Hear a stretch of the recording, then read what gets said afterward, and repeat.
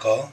Touristique, un peu. Ah, côte touristique. Oui. Côte touristique, et le reste, l'arrière-pays, c'est ce qu'on me dit, hein. Vit dans une Mais ça fait 24 ans que vous n'étiez pas retourné. Non, je ne suis pas 24 ans, ça fait 24 ans. 24 ans que je ne suis pas retourné en Tunisie. On vous a pas invité?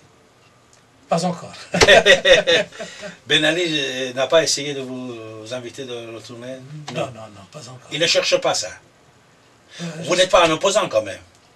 Vous êtes un opposant au régime. Bien sûr, bien sûr. Vous représentez un parti politique, une idéologie. Je n'ai pas un parti mouvement. politique, mais je représente quand même une sensibilité politique, les anciens bourguibistes. Personnel. Les anciens bourguibistes. Pas organisé. Pas organisé, les anciens du parti aussi.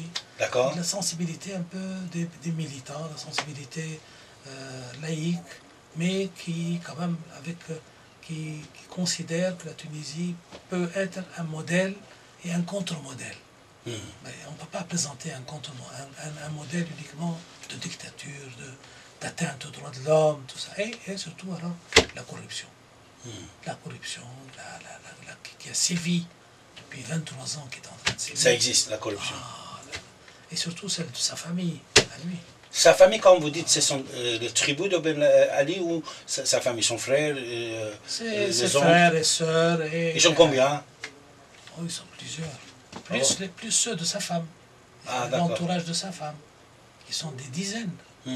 À vouloir maintenant, ils ne payent pas d'impôts, ils ne payent pas, ils s'arrogent des privilèges.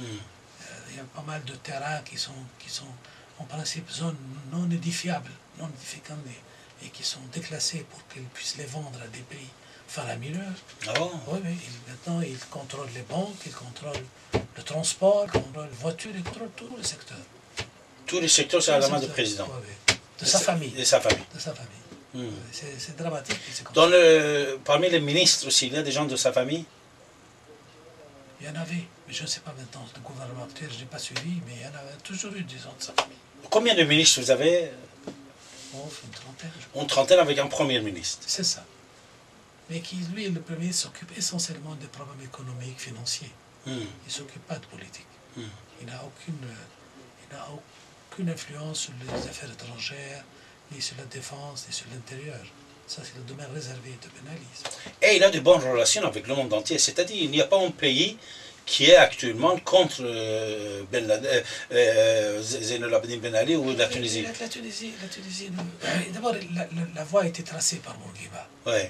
La voie, il y avait un capital. Parce que ça aussi, ça aide de temps en temps pour encourager les opposants. Mais puisqu'il n'y a pas de pays contre lui... Oui, mais le problème, c'est que, vous voyez l'Algérie, quand on s'est tué sur ce qui s'est passé en Algérie du temps de Boumedienne, et ensuite il y a l'explosion. C'est ce qui a débouché sur une guerre civile. Pour attirer l'attention des autorités sur les atteintes aux droits de l'homme. Si les pays amis, qui se considèrent amis de la Tunisie maintenant, font un petit effort pour dire à M. Ben Ali, ça suffit, fait évoluer le système. Mais il a peur des islamistes, il dit qu'il a peur des islamistes. Mais il n'y a pas que les islamistes. Il a peur que la Tunisie devienne une autre république islamique. Mais ça c'est un fond de commerce qu'il a trouvé. Ça, c'est un prétexte pour ne pas faire évoluer la société. Quand les gens ne sont pas éduqués, est-ce qu'on peut donner la liberté? Si. Là, vous savez... Quand il ne connaît pas, qu'est-ce que ça veut dire la liberté? Est-ce qu'on peut le donner? Le problème, pas de la liberté, au moins la liberté de vote. La liberté. Ah oui, quand il ne connaît pas les gens. Écoutez, qu'est-ce qu'on ne connaît pas? Au Bangladesh, on vote. En Inde, on vote. Il n'y a pas de contestation. Mais les gens, vous savez, ils prennent l'argent, ils votent. Mais non, ils prennent un sandwich, après ils votent. En Indonésie, on vote. Au Bénin, on vote. C'est ça le problème. Par exemple, le vote dans les pays tiers-monde, est-ce qu'il a la même valeur qu'on vote dans les pays d'Occident? Mais en tout cas, il n'y a pas de contestation. Au Sénégal, il y a des contestations? Il y a de l'argent au Sénégal? Non. Non, ça c'est un prétexte. Moi, je crois. Dans le bon sens. Ah oui, quand les gens ne sont pas éduqués, après c'est les autres qui peuvent investir, acheter les votes. Oui, mais vous voyez le Sénégal. Le Sénégal, Abdou Diouf était président, il perd les élections, et c'est son opposant qui arrive au pouvoir. Donc, quand même. Il y a un respect de la volonté populaire. On ne demande pas la démocratie comme en Europe ou en Amérique, mais au moins qu'on respecte le vote des citoyens.